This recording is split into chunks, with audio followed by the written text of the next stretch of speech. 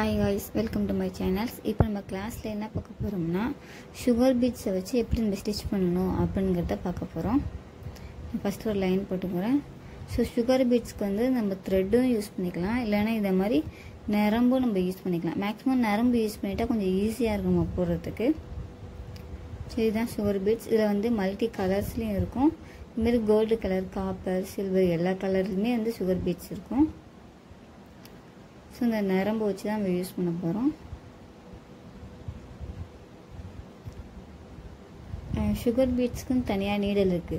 So அந்த நீடல் வாங்கிக்கிங்க.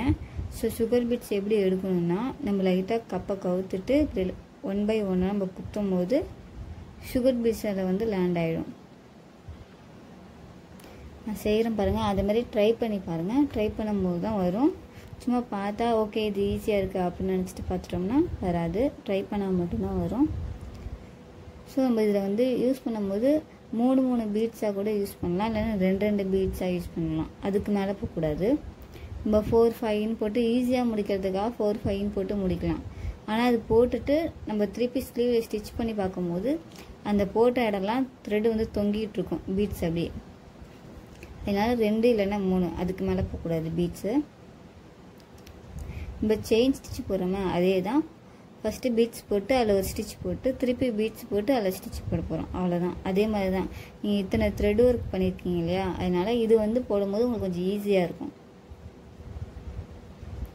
So இதுக்கு நான் எக்சர்சைஸ் தருவேன். சோ அதையும் போட்டுட்டு எனக்கு தனியா டிசைன்ஸும் போட்டுட்டு எனக்கு நீங்க வந்து போட்டோ சென்ட் பண்ணுங்க. என்னோட குரூப்ல ஜாயின் பண்ணனும் அப்படி நினைச்சீங்கன்னா மேல இருக்கிற வாட்ஸ்அப் நம்பருக்கு மெசேஜ் பண்ணுங்க. ஏதாவது டவுட் அப்படி நினைச்சீங்கன்னா கமெண்ட் பண்ணுங்க.